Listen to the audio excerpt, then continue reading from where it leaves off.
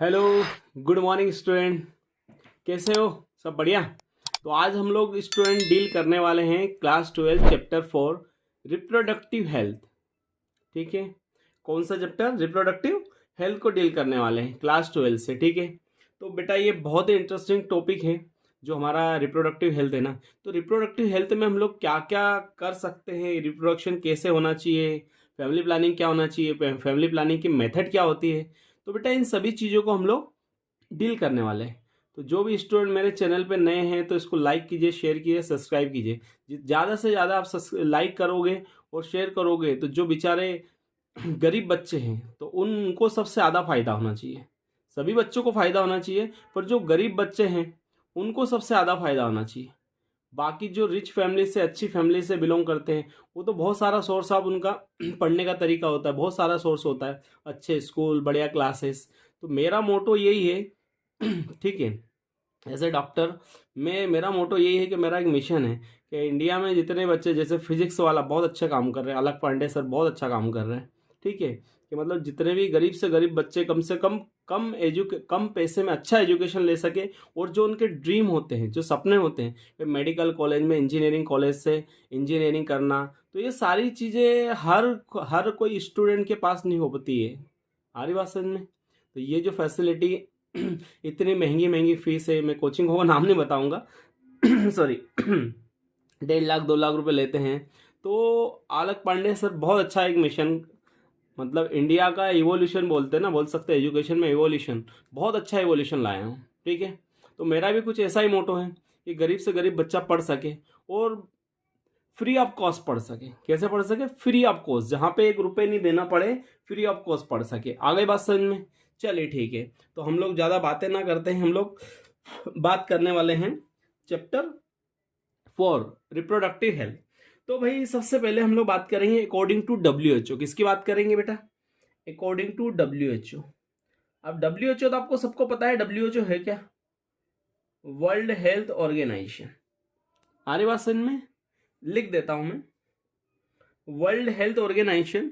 बेटा ये जो है ना वर्ल्ड हेल्थ ऑर्गेनाइजेशन, इंडिया ऐसा कंट्री है जहां पे ये जो है WHO का फैमिली प्लानिंग जानते हो ना? तो फैमिली प्लानिंग जो प्रोग्राम है, इंडिया फर्स्ट कंट्री ऐसा। तो लिख लेते हैं अकॉर्डिंग WHO फैमिली प्लानिंग। बेटा हम लोग क्या करेंगे, इतना पढ़ेंगे जिससे हमारा एग्जाम क्वालिफाई हो जाए, बोर्ड एग्जाम प्लस नीट में जो क्वेश्चन अपीयर करते हैं ना, वो इस चैप्टर से 2 से 3 क्वेश्चन अपीयर करते हैं। कितने? वो क्लियर हो जाए। तो पढ़ाने को तो बेटा मैं इतना डिटेल पढ़ा दूं, एज ए डॉक्टर बहुत ज़्यादा डिटेल पढ़ा दूं, पर हमें इतना पढ़ना है बेटा जितना हमारे एग्ज़ाम क्लियर हो जाए, बोर्ड एग्ज़ाम में अच्छे मार्क्स गेन कर लें, प्लस हमारा कॉम्पिटिटिव एग्ज़ाम जो नीट है वो क्रैक हो जाए। आगे बात समझ में? तो पढ़ाने को बहुत सारी चीज़ें पढ़ाना, पर बेटा मेरा तो यही मानना है कि NCERT is a must. NCERT की बुक के अलावा मैं तुम नहीं मानता हूँ कोई अच्छी बुक होगी। उसके लाइन टू लाइन क्वेश्चन आते हैं बेटा, with diagram, with flow chart. बहुत ही अच्छी खूबसूरत बुक है बेटा वो। हमारी बात समझ में? तो मेरा सजेशन सभी स्टूडेंट को यही है कि ज़्यादा से ज़्यादा टाइम आप क्या करो, रिवीजन करो NCERT, और खुद के नोट्स बनाओ NCERT के, कि आपको एंड टाइम पे आप रिवीजन करो एग्जाम के बिफोर, तो आपको ज़्यादा वक्त बर्बाद ना हो। ठीक है। आगे बात समझ में? तो चलिए बात करते हैं हम लोग रिप्रोडक्टिव हेल्थ के बारे में। तो भाई WHO क्या बोलता है? Family planning. हमारी बात समझ में? तो फैमिली प्लानिंग क्यों करना चाहिए, काय के लिए करना चाहिए? तो पहले हम लोग देख लेते हैं हेल्थ क्या है। ठीक है। फैमिली प्लानिंग को थोड़ा सा साइड रखते हैं, पहले बात करते हैं हेल्थ की। बात करते हैं किसकी बात करते हैं स्टूडेंट? हेल्थ की बात करते हैं। तो हेल्थ क्या है अकॉर्डिंग टू WHO? हेल्थ जो बेटा, ऑल एस्पेक्ट, जितने भी एक्सपेक्ट है उसमें सारी चीजें क्या होना चाहिए? सही होना चाहिए। तो हमारा चैप्टर है रिप्रोडक्टिव हेल्थ। तो रिप्रोडक्टिव जो हेल्थ है बेटा, ऑल एस्पेक्ट, लाइक बात करूं मैं बेटा ज़्यादा थ्योरी लिखाऊंगा नहीं, ज़्यादा नहीं लिखना, हमें सिलेक्टेड चीज़ें। तो ऑल एस्पेक्ट, जितने भी एक्सपेक्ट है हेल्थ से रिगार्डिंग, वो सारे सही होना चाहिए। तो बात करते हैं हेल्थ के जो एस्पेक्ट हैं, ऑल एस्पेक्ट। लाइक बात करूं मैं फिजिकली, क्या बात करूं? फिजिकली। ठीक है। बात करूं स्टूडेंट मेंटली, मेंटली। बात करूं स्टूडेंट में सोशली, किसकी बात करूं? सोशली। वेल बीइंग, आगे क्या लगा दिया मैंने, well being, not any harmonious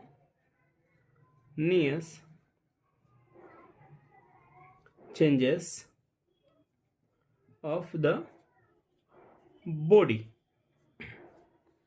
clear है? तो कहने का मतलब है ये जो वर्ल्ड हेल्थ ऑर्गेनाइजेशन है ना बेटा, डब्ल्यू एच ओ हेल्थ के लिए बोलता है कि रिप्रोडक्शन वो होना चाहिए जो ऑल एस्पेक्ट से क्या हो, क्लियर हो, मतलब सारी चीजें वेल हो। तो लाइक बात करूं मैं फिजिकली, किसकी बात करूं बेटा, फिजिकली।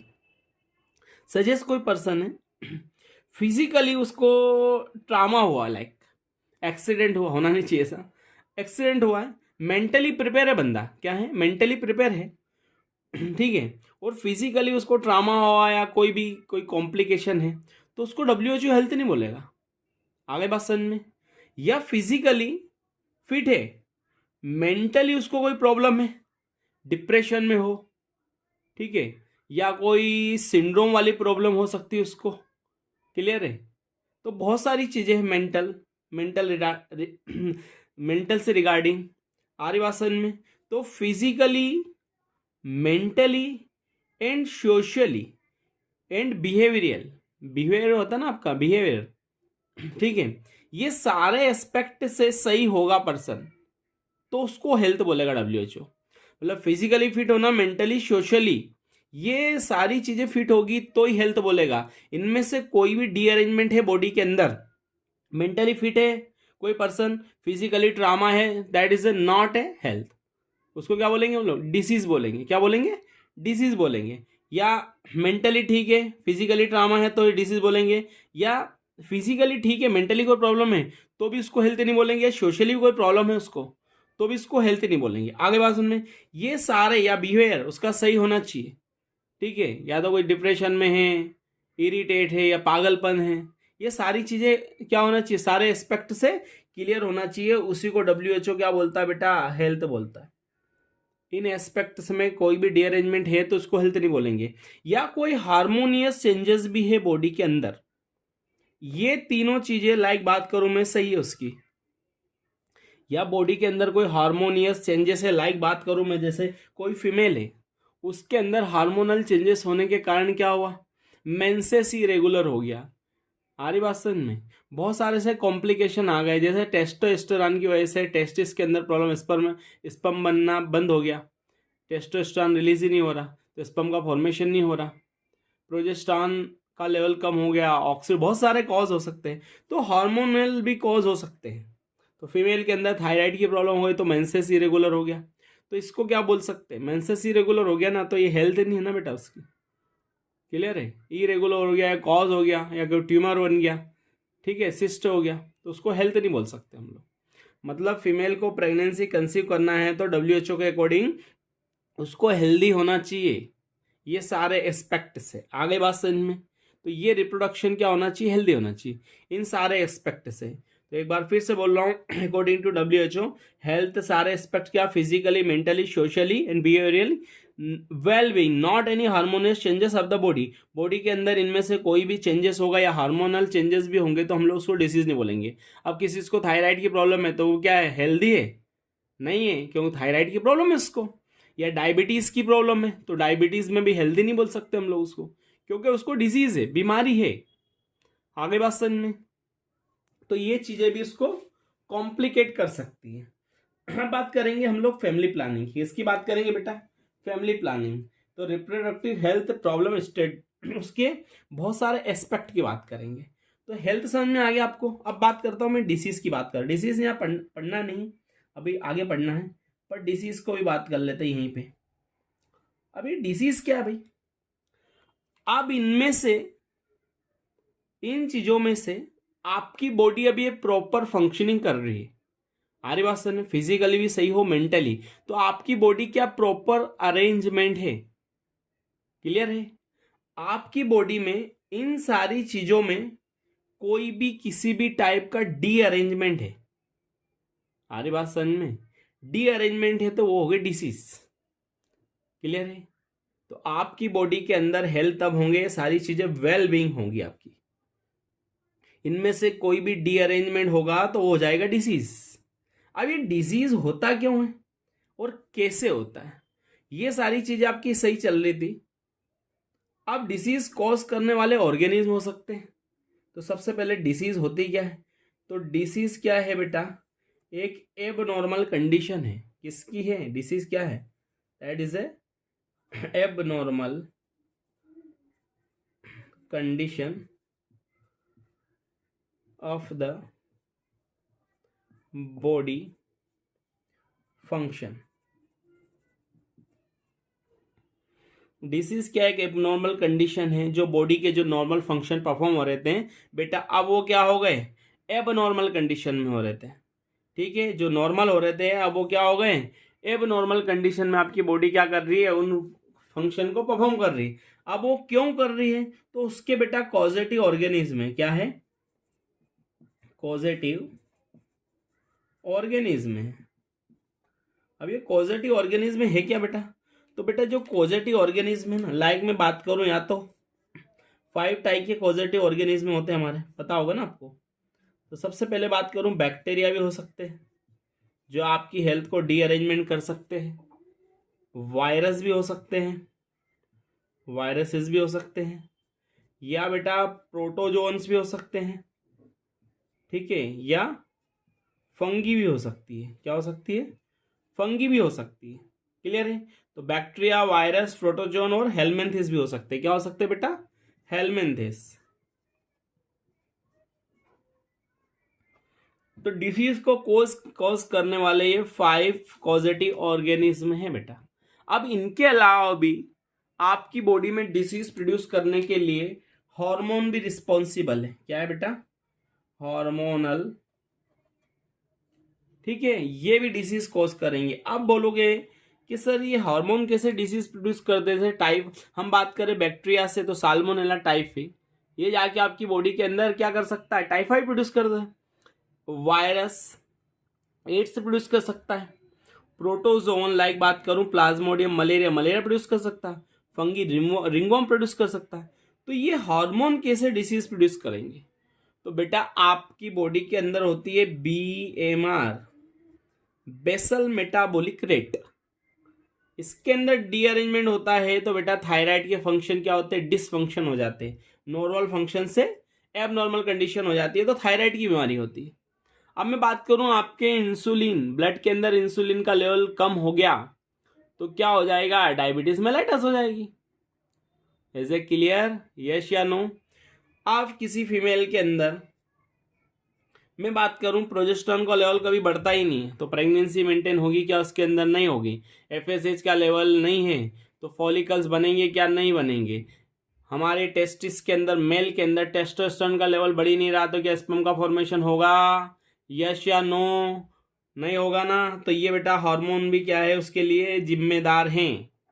आ गई बात समझ में। तो डिसीज कॉजेटिव, डिसीज क्या है, abnormal condition perform of body function, that is the disease. आपकी बॉडी नॉर्मल फंक्शन परफॉर्म कर रही है तो वो क्या है, हेल्दी है। और इन सारे एस्पेक्ट में से किसी में भी डीअरेंजमेंट हुआ है तो क्या होगा, वो डिसीज होगी। अब डिसीज कॉज करने वाले या तो के पैथोजेंस हो सकते हैं, तो ये बेटा सारे क्या हैं, पैथोजेंस। क्या है बेटा, पैथोजेंस। पैथोजन वो ऑर्गेनिज्म होते हैं जो आंखों से देख नहीं सकते हैं उसको, दैट इज अ पैथोजन। तो bacteria, virus, fungi, protozoan, helminths, that is a disease causing organism, इसको क्या बोलेंगे, पैथोजन। सेकेंड क्या है, हार्मोनल डिसबैलेंस से भी क्या हो सकती है, डिसीज हो सकती है, बीमारी हो सकती है। क्लियर है। अब हम इस चैप्टर के अंदर पढ़ेंगे रिप्रोडक्टिव हेल्थ के अंदर तो वायरल डिसीज की बात करेंगे बहुत सारी। क्लियर है, एड्स से एक बात करेंगे, एक्वायर्ड इम्यूनो डेफिशिएंसी सिंड्रोम, जो क्या है, HIV, human immuno virus cause कर रहा है एड्स, तो इस चैप्टर के अंदर वो भी पढ़ेंगे। तो बहुत सारे इसके डिजीज कॉज करने वाले बहुत सारे फैक्टर हो सकते हैं, एंडोजीनियस, एक्सोजीनियस फैक्टर भी हो सकते हैं। लाइक टोबैको बात करूं मैं, अल्कोहल बात करूं, एक्सेसिव अल्कोहल इंटेक कर रहे हो या टोबैको क्या कर रहे हो, इंटेक कर रहे हो तो भी हो सकता है।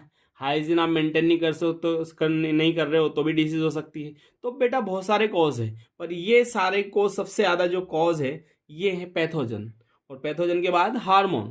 क्लियर है? तो जल्दी से इसका क्लिप ले लीजिए। अब आगे बात करते हैं हम लोग। ले लिया बेटा? ठीक है, कर दूं रफ? चलिए ठीक है, इतना क्लियर है। अब बात करते हैं हम लोग, थोड़ा सा कोई डाटा देख लेते। क्या देख लेते बेटा हम लोग? थोड़ा डाटा देख लेते। अब डाटा किस टाइप का कि भाई पॉपुलेशन के ऊपर कभी कभी क्या होता है, भरोसा नहीं पेपर बनाने वाले का कि भाई बना भी दे। ठीक है, क्या है, बना भी दे पेपर, कोई भरोसा नहीं कि पेपर कब बनाए, कैसे बनेगा। तो बात करते हैं जो हमारा टॉपिक है, कुछ टर्म्स की बात कर लेते हैं। पहले टर्मिनोलॉजी, किसकी बात करते हैं? टर्मिनोलॉजी की बात कर लेते हैं। टर्मिनोलॉजी की बात कर लेते हैं। तो इंडिया में बेटा है ना, फैमिली प्लानिंग के साथ साथ कुछ प्रोग्राम भी चलाए जाते हैं। जैसे मैं बात करूं पोलियो, अब यहाँ पोलियो तो पढ़ेंगे नहीं ना। पोलियो का क्या है, पोलियो के ड्रॉप पिलाना, मीजल्स है, रेबीज है, रूबेला है, मम्स है, सुना होगा ना बेटा, बच्चों में टीके लगते हैं हेपेटाइटिस के। तो हम लोग इस चैप्टर में वो डिटेल नहीं, वो नहीं पढ़ेंगे हम लोग, पर मैं बता रहा हूँ कि भाई वो भी प्रोग्राम चलाए जाते हैं इंडिया में। ठीक है, पर यहाँ पे क्या है, रिप्रोडक्टिव हेल्थ से रिलेटेड हम लोग थोड़े से प्रोग्राम देख लेते हैं। कुछ टर्मिनोलॉजी की बात कर लेता हूँ पहले में, जिससे डायरेक्ट क्वेश्चन आ जाते हैं। तो सबसे पहले है आरसीएच। ठीक है, अब ये बेटा आरसीएच क्या है, रिप्रोडक्टिव हेल्थ चाइल्ड हेल्थ, इसको क्या बोलते हैं हम लोग? रिप्रोडक्टिव चाइल्ड हेल्थ, क्या बोलेंगे उसको? Child health.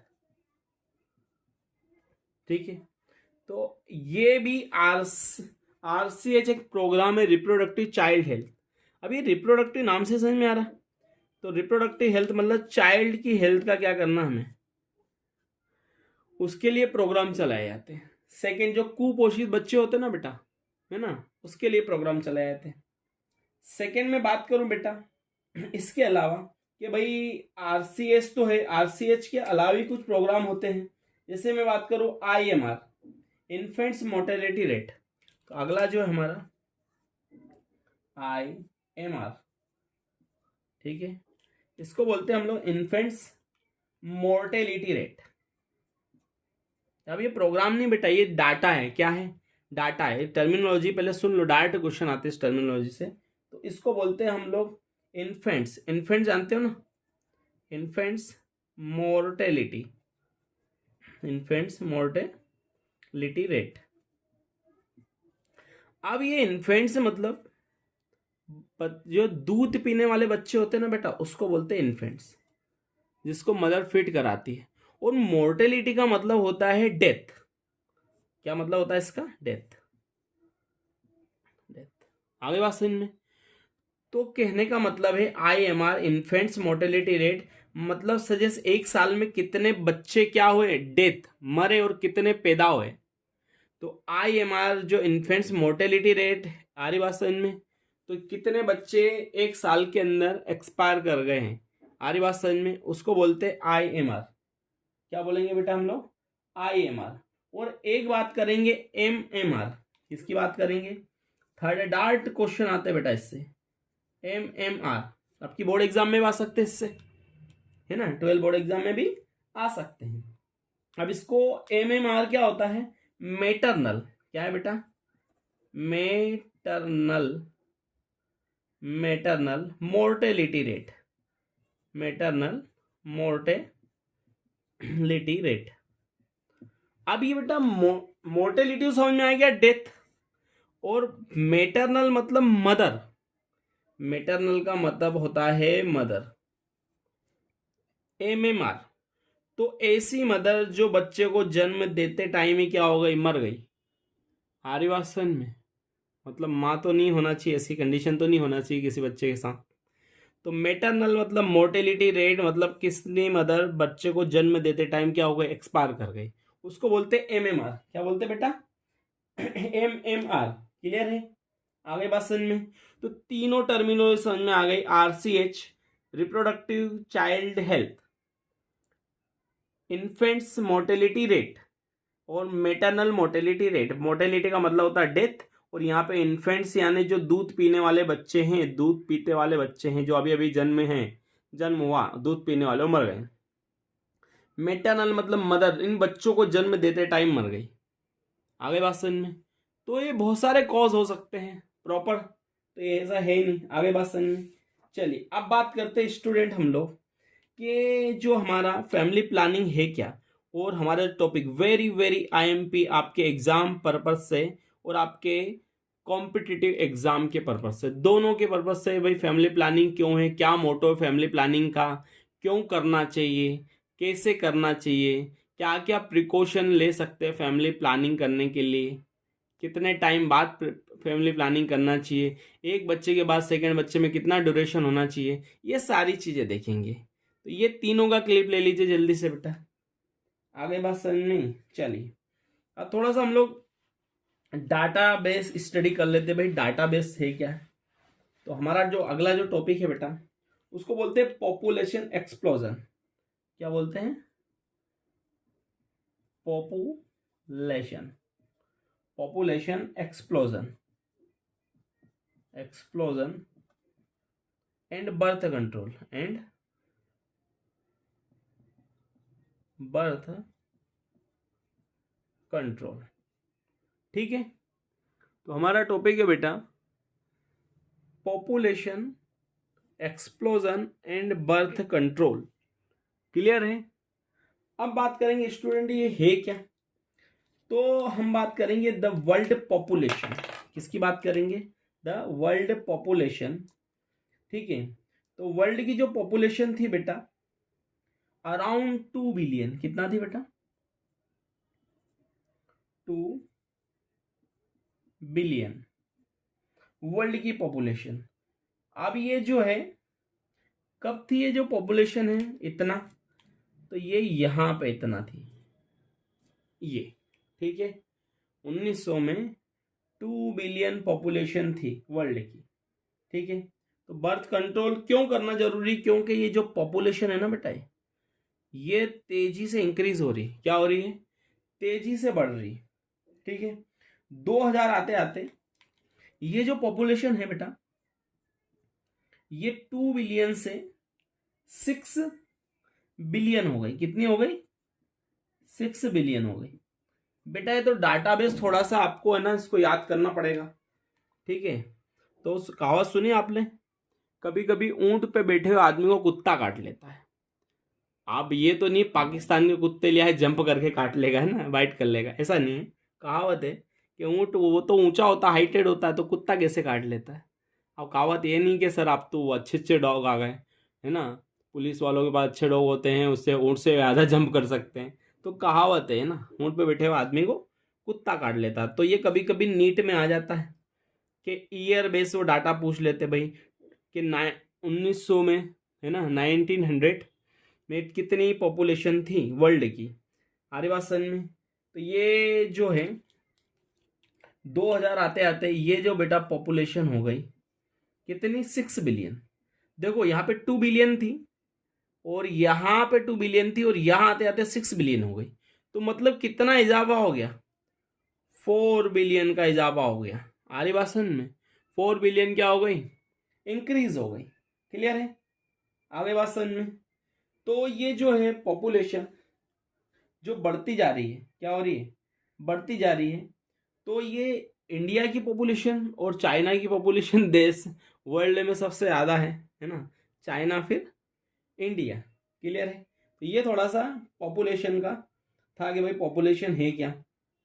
तो ये तेजी से बढ़ रही। क्या हो रही? पॉपुलेशन तेजी से बढ़ रही। अब तो ये जो है डाटा हमारा, है ना, ये जो डाटा है कि वर्ल्ड के में अंदर सबसे ज़्यादा जो पॉपुलेशन थी, तो यहाँ पे देखो 2 बिलियन मतलब 1900 में था। अब ये कौन सी पॉपुलेशन कहाँ की है?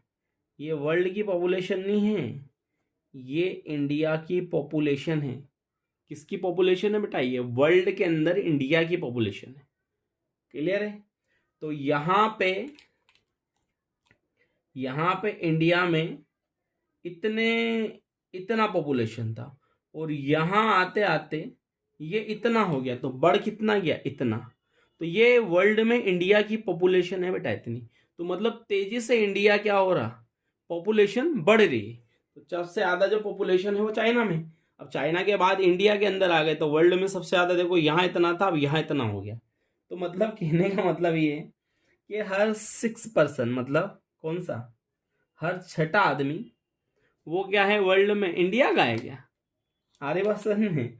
तो वर्ल्ड के अंदर हर छठा आदमी है वो किसका है, इंडिया का है। तो मतलब इतनी पॉपुलेशन हो गई है, सोचो। तो ये थोड़ा सा डाटा था बेटा, ज़्यादा नहीं हम लोग इसको डिटेल में देखेंगे, ठीक है। और अब क्या है अगला जो टॉपिक है भाई, ये जो पॉपुलेशन है एक्सप्लोजन हो रहा है, तो इसका क्या करना है, मतलब एक्सप्लोजन का मतलब बम फटा है ना जो है, ये यहाँ पे इतना था और ये इतने, यहाँ पे ये जो बम फटा ना ये वाला, ये बम फट गया, उसको बोलते हैं एक्सप्लोजन। क्या बोलते हैं, एक्सप्लोजन। तो मतलब बर्थ को आप क्या करना पड़ेगा, एक्सप्लोजन हो रहा है तो बर्थ को कंट्रोल करना पड़ेगा। क्या करना पड़ेगा, बर्थ को कंट्रोल करना पड़ेगा। अब जब बर्थ को कंट्रोल करना पड़ेगा तो उसके लिए क्या लाना पड़ेगा हमें, फैमिली प्लानिंग प्रोग्राम लाना पड़ेगा। क्या लाना पड़ेगा, फैमिली प्लानिंग, हमारी बात सर में, फैमिली प्लानिंग प्रोग्राम। क्लियर है। अब ये फैमिली प्लानिंग के क्यों करना चाहिए, तो सारे फायदे नुकसान तो है ही नहीं इसके, आ रही बात समझ में। तो फैमिली प्लानिंग के सबसे पहले बात करूं मैं, एडवांटेज है बेटा, डिसएडवांटेज तो है ही नहीं इसके, सारे क्या है एडवांटेज है। अब सजेस्ट में बात करूं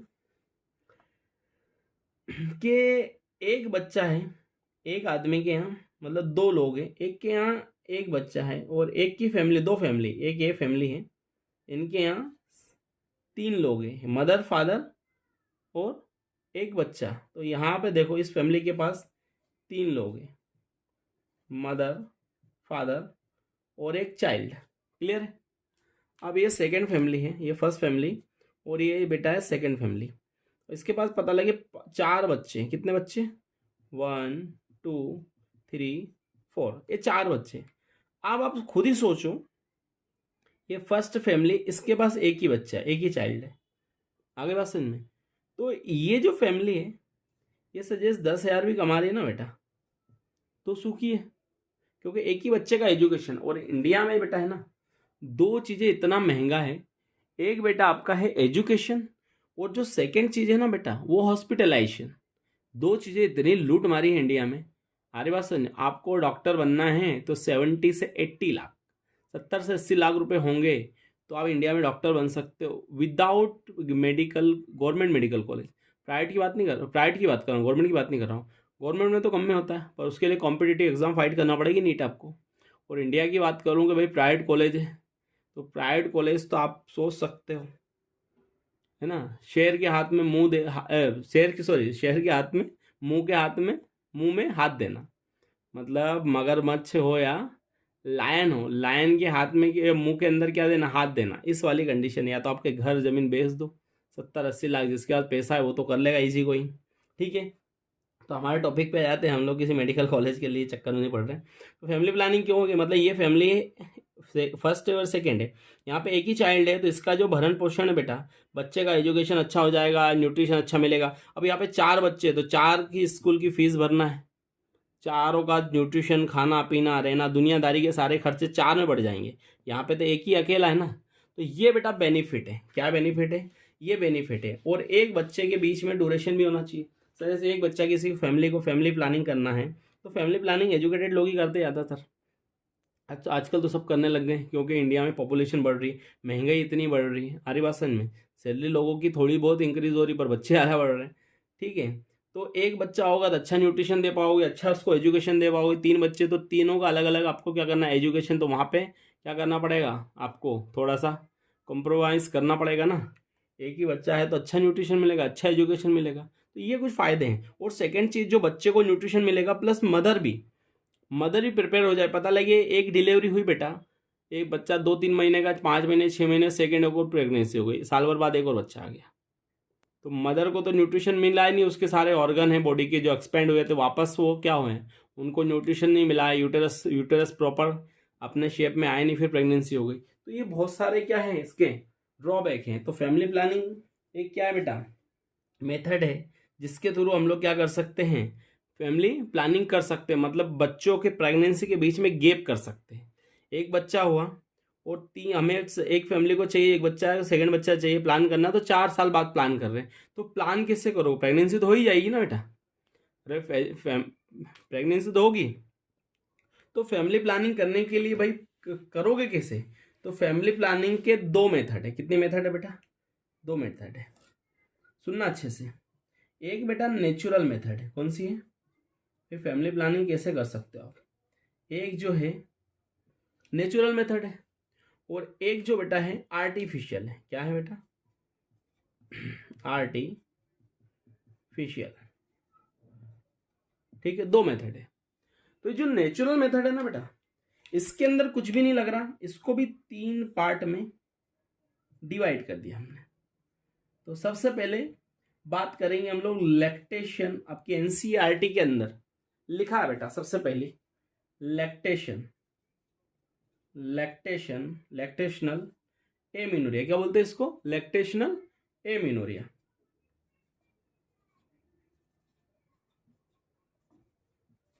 लैक्टेशन एमिनोरिया फर्स्ट, इसको क्या बोला मैंने? Lactation amenorrhoea. जो सेकेंड है बेटा, इसको पेरियोडिक एब्स्टिनेंस बोलते हैं। क्या बोलते हैं? Periodic abstinence. ये ले लेते हैं, पेरियोडिक एब्स्टिनेंस, पेरियोडिक एब्स्टिनेंस। और इसके अंदर एक और मेथड है, इसको यहां लिख देता हूं। ये हो गया फर्स्ट, ये हो गया सेकेंड, और ये हो गया थर्ड। इसको बोलते हैं lactation amenorrhoea, periodic abstinence, coitus interrupt. क्या बोलते हैं अगला मेथड? Coitus interrupt.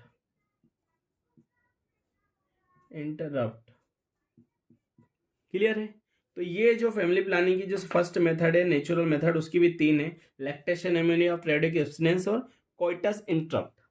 आ रही बात समझ में? इसको रिदम मेथड ही बोल सकते हैं। क्या बोल सकते हैं? Rhythm method. अब आर्टिफिशियल के अंदर आते हैं।